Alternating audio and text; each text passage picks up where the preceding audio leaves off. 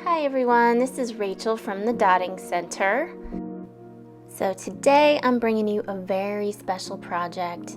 This is one of my very favorite hexagon box designs. It's a little happy sunshine box in ochre and yellow, and I'll show you how you can make your own.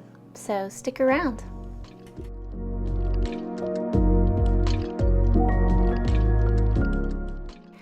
Now for this project I used these paints, all of which will be listed in the description box below. I also used this hexagon wood box, which I have since upgraded to a much better quality for the same price. So you can find that at the Dotting Center, of course. And what I did was I just prepped the top with that ochre color. It's an acrylic paint. And to find center, really you just need to use two different sets of corners with a ruler and make a cross in the center. Now to make it easy on myself, I just used my reversible Taurus stencil, which you can find in my reversible stencil collection. And you just line it up in the center, use some putty to help stick it in place, and then draw the stencil on one side. Now, one thing you may notice, which I noticed here, was the paint would not accept my chalk pencil lines very well. It was slippery. It had a satin finish. I have since learned that you can use DecoArt chalk finish medium. Just add a little bit in with any satin or like semi-gloss paint, and you can turn it into a chalkboard paint. It's magnificent. Because I don't know if you've noticed, but chalkboard paints, they only come in the just dorkiest colors. Like it's green, black, you know, a really yucky brick red. They don't come in nice colors. So by using that medium, you can make any acrylic paint a chalkboard paint. It's amazing. Now, what I want to do is make a really tiny mandala in Seed of Life pattern in the center. So I'm going to use my divider stencil just to get another crosshair in the center. And because my camera was not at the correct settings, I'm going to flash each of these first few rows at you so you can see what I did without looking at the pores of my fingers as I paint it. That's not fun. So yeah, this is basically I'm adding yellow as I extend that mandala pattern outward from the center.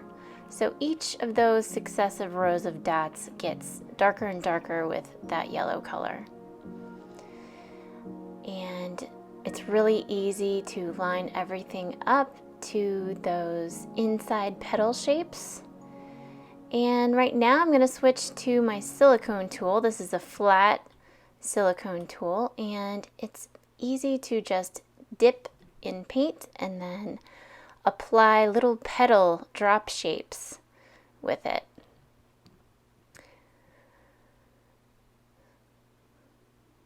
So I'm using that bronze paint, and it's just a simple drop and pull up. So you swipe towards the center to make that shape. Super easy. Now I'm using my pointed silicone tool. This is the 1/8 inch tool. This makes tiny micro dots. And I'm just going along the edge of those yellow dots.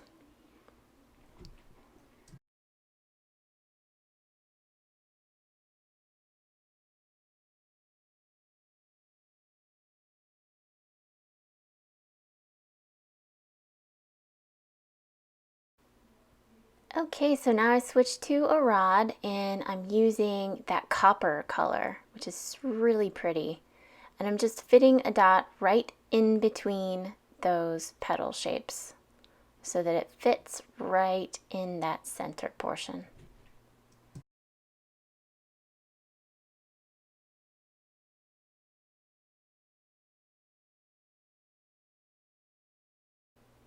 So now using that same bronze paint, With my largest stylus tool, I'm just placing one dot right at the end of the pointed petals.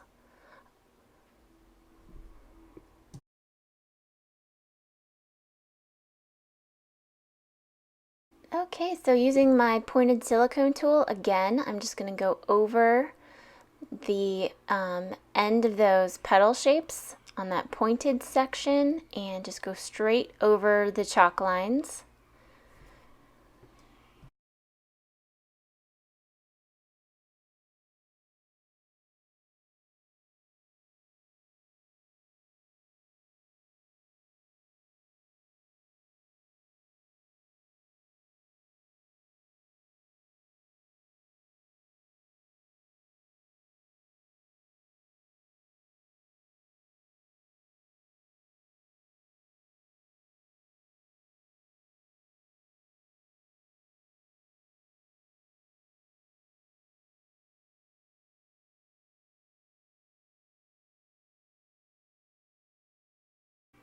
Okay, so for this next round of petals, we're going to add more of those drop petal shapes using our flat silicone tool. And here, I don't know if I was drinking and dotting at this time, but this is a heck of a shot. But this basically shows you dip a big amount of paint on the end of your tool and then you just swipe up. So you dip it, get a good amount on there. You hang out a little bit more right here and then you swipe it up. Just like that. How about that camera? That's quality. But this is, I mean, you get what I'm talking about here, right? Yeah.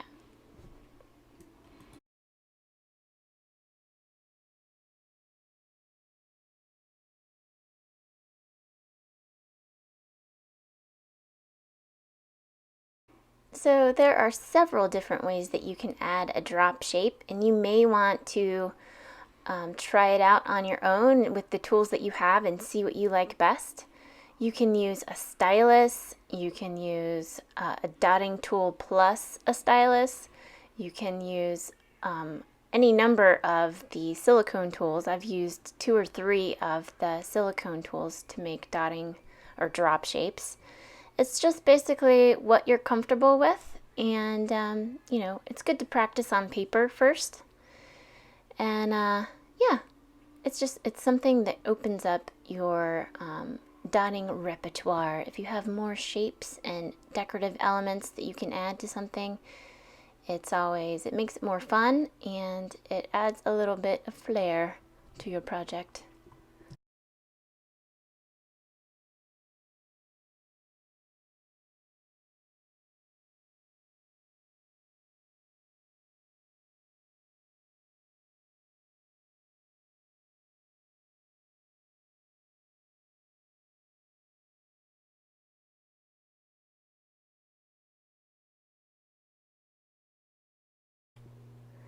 Okay, so now we're going to transition from that orange into beautiful yellow color towards the edge. So here we're just walking the dots with a stylus tool right over the top of that template that we drew with the chalk lines. So the main thing, and I've said this probably in every video, but it's so important, and I've done it a million times, so I'll say it a million times. You want your paint to be opaque. The paints that you use on those chalk lines, make sure they're not transparent or semi-transparent, because what they'll do is they'll just lock in that chalk line for life.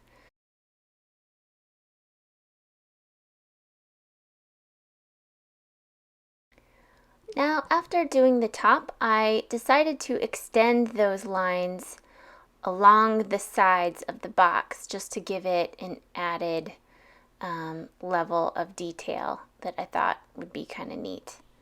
And this, I just kind of freestyled it. I tried to do the best I could, but you know, you can only do what you can do.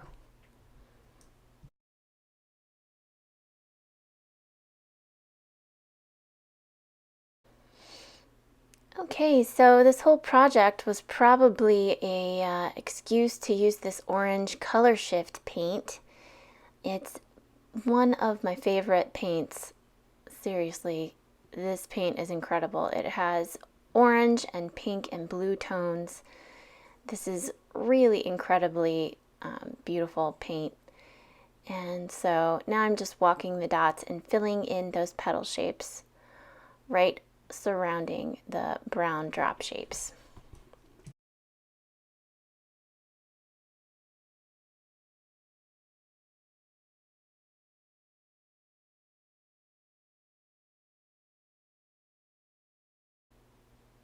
Okay, so now I'm using my 1/8 inch flat silicone tool to add top drops. So these are little drop shapes on top of other drop shapes. And this is how you do it. The same way with the larger one, just using a smaller tool.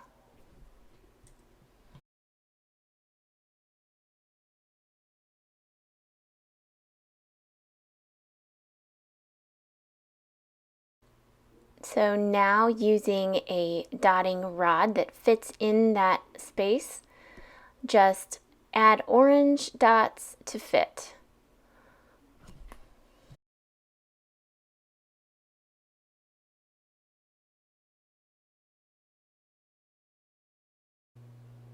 So here is a side view where you can see exactly how much paint is applied and how much I add to the bottom of my dotting rod just to get it plopped down right in the center there.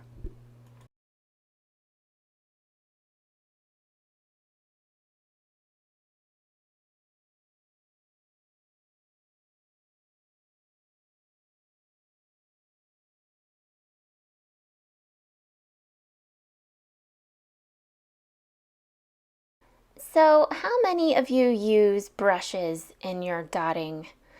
I still am not 100% comfortable with using a brush, and this, you will see, is the only way that I use it. It's a total tricky, hacky way of doing it, but I want to make sure that my circles are perfect circles, and then if I want extra plump, I just plop a big glob of paint on with my brush. And that way I don't have to worry about the circumference of my dot, like that is set with the rod. But if I wanted extra paint, I would just glob it on. I'm not comfortable with brushes. Do you guys use brushes? How long did it take before you were comfortable using them? Let me know in the comments below. I think there's still hope for me yet with brushes. I'm not giving up. But I haven't found success with them. They stress me out. Can I say that? Rods and silicone tools, like those are easy for me. Brushes stress me out completely.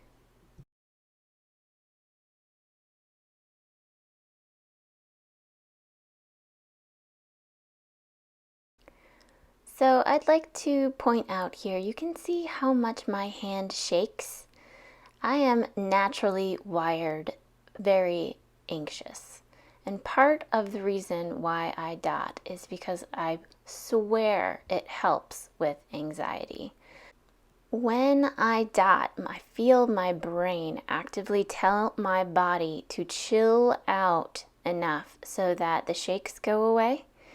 And I think that just the focus that is required to do this type of painting, it just blocks every other thought out of your brain. And it actually, physically, you have to calm down in order to get your dots right. So I think that really does play a part in the whole like therapeutic nature of this painting style. And that's why it's so different than anything else I've ever tried, and why I'm so passionate about spreading it to other people, because I seriously feel that this form of art is so meditative and calming, and it's just different. It's different for me, and it may just be that I found my thing and whatever, but I've done everything else. I mean, I have done knitting, crochet, scratchboard, polymer clay. I'm looking around in my art room right now. Like I've done like glitter stuff, sewing. I'm a terrible sewer. I can't bake. Oh, what else have I done? Let me see. Yeah, I've painted with oils. I have done Japanese embroidered balls. Yeah, worked with felt. Like I've done all these things, and I've tried to find my thing, and I was always, there's always a little bit of stress, or you always have to, do all this preparation before the fun stuff comes in, right? The preparation for dotting is so small, especially if you use stencils. It's really easy just to get right into the fun parts. And that's what I love about it. It's immediately you get into that flow state, and it's addictive.